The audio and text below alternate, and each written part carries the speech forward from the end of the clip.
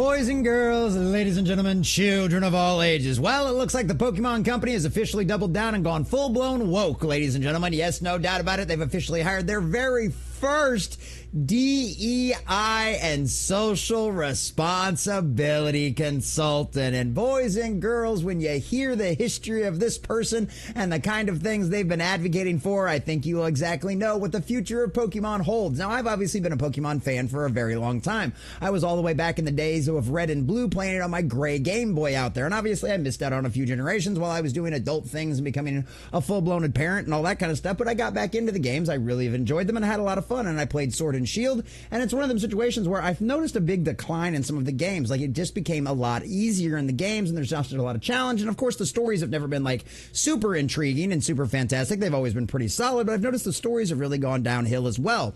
And it seems like even in the Pokemon Go world, where we saw the uglification of the characters by Titanic out there after once again consulting one of these DEI kind of consultant situations out there, I'd imagine we're going to see the exact same thing come to all future generations of Pokemon. And ladies and gentlemen, that is a very sad state of affairs, because Pokemon is something that we should be able to hold on to generationally. And eventually this is going to be a situation where, just like what we're seeing in the rest of the video game industry right now, this will severely damage the Pokemon brand going forward. And it could end up going the same way as Magic the Gathering has gone, and well as the same as the mainstream games we have seen as well. By the way, how long did Concord last after all of that full-blown nonsense? So here we go, ladies and gentlemen, from thatparkplace.com and our dear sweet John F. Trent.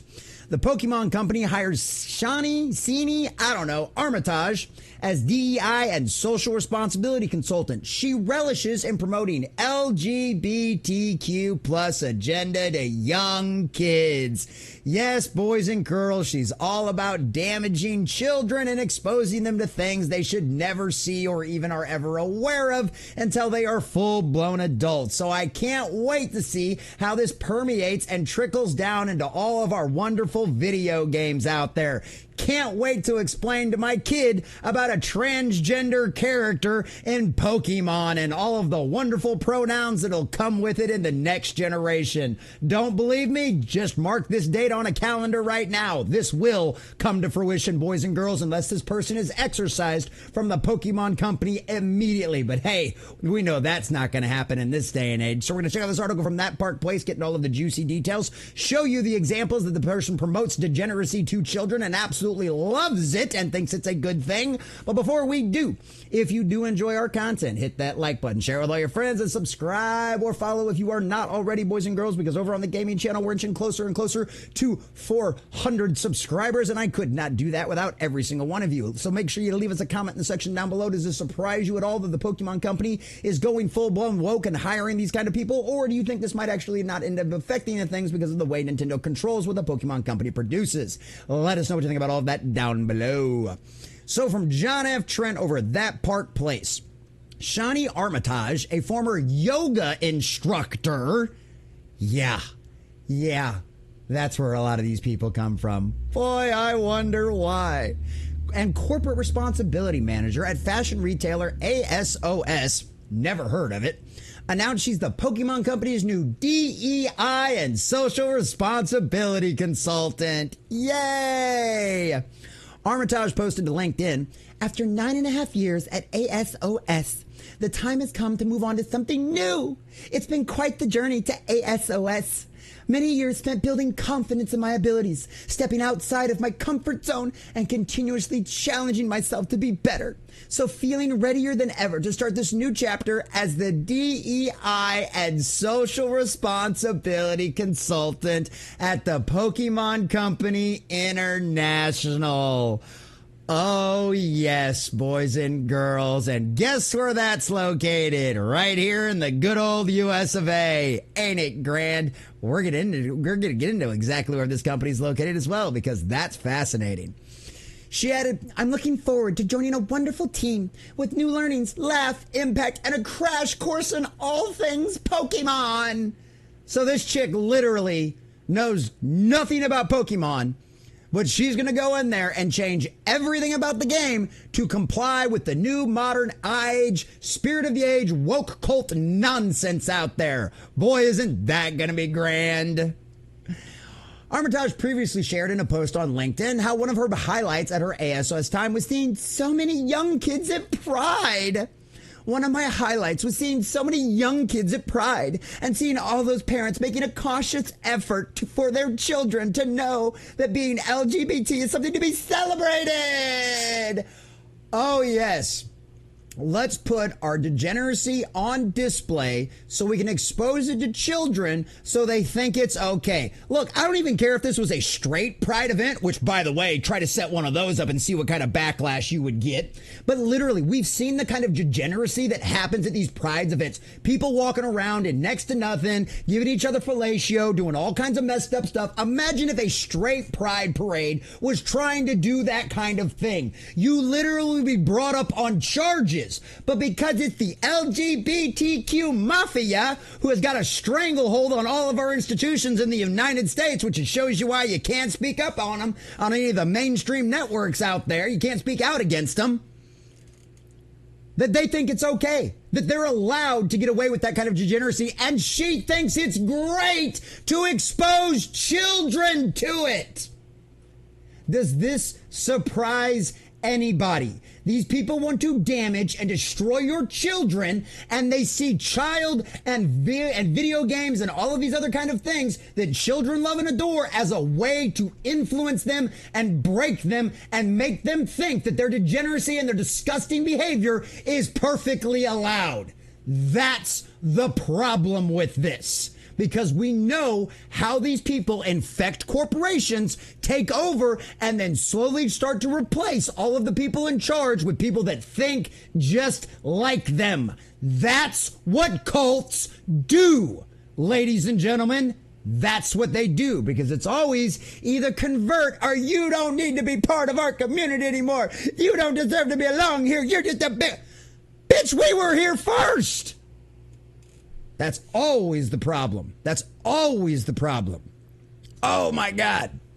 That they'll be loved and encouraged to be themselves. Everyone should be and deserves to be accepted for who they are. And their gender identity or sexuality should never be a reason to not be accepted or loved. It's also not a reason for us to just automatically love and like you either. Where you stick your genitalia should not matter to the content of your character. I don't care about what you do in your bedroom. I care about the content of your character and whether or not you're a moral, upstanding person who doesn't want to expose degeneracy to children. That's what I have a problem with.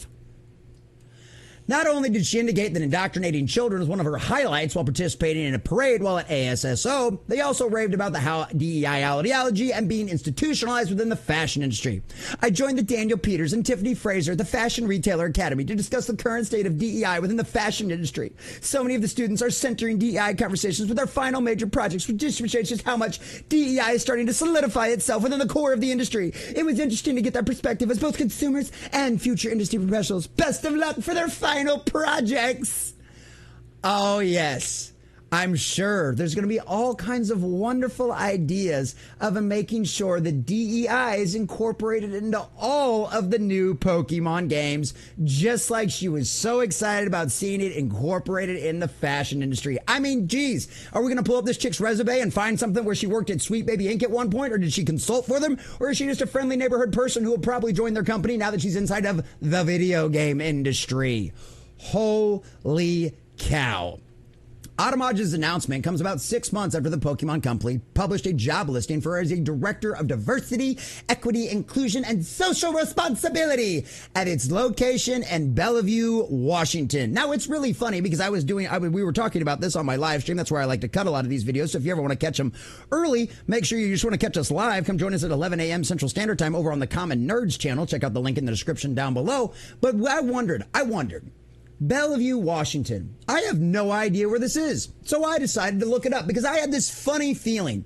What do you want to bet this is a stone's throw away from the woke capital of the Northeast, Seattle, Washington? Oh, boys and girls, if it wasn't spot on. You know, Seattle, Washington, where they have the naked grown men pride parades out there where they run around on bicycles and stuff like that?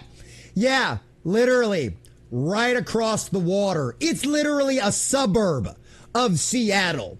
So if you don't think that the Pokemon Company is not going to double down on this, and look at this salary, $178,000 to $211,000 with a potential ceiling of $260,000, almost $250,000 a year for this job to turn Pokemon into a woke brand. But this is something that's been going on for a while. They've got all kinds of wonderful things. They've got alongside their Office of Diversity, Equity, and Inclusion, the company core values, our employee resource group shall help them become the very best as no one ever has. They include the Pokemon Black Dysphoria. Yes, of course, that's just literally a group for black employees of the Pokemon Company. The Familia Pokemon. That one's for Latino and Hispanics, although they like to say Latinx. How do you feel about that, Latinos? The Rainbow Gym, I think that's pretty obvious.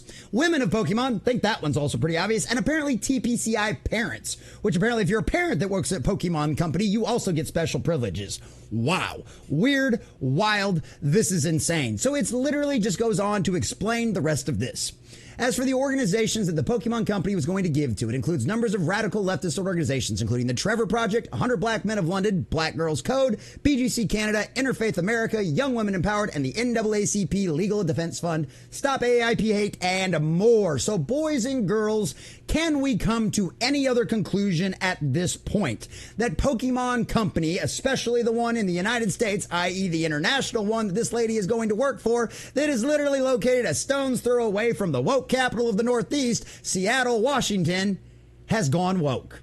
The Pokemon Company has invested now millions of dollars, tens of millions of dollars, and it looks like $250,000 a year just in this lady's salary to double down on its investment of including diversity, equity, and inclusion inside of the Pokemon Company. I cannot wait to report to all of you on the next generation of Pokemon games, because we know exactly what this is going to end up like. We've seen it with Concord. We saw it with the Suicide Squad Kills the Justice League. We've seen it with Assassin's Creed Shadows, and we're potentially even seeing it with the Ghost of Tsushima sequel. This is an infection. This is a cult that worms their way into major corporations and into established legacy organizations, the places that control the levers of power, and then slowly, under the guise of, well, you just want to be more inclusive, you just want to gain more customers, you just want to have more people, they worm their ways in, and they slowly replace the people in power with the people that think just like them. That's what cults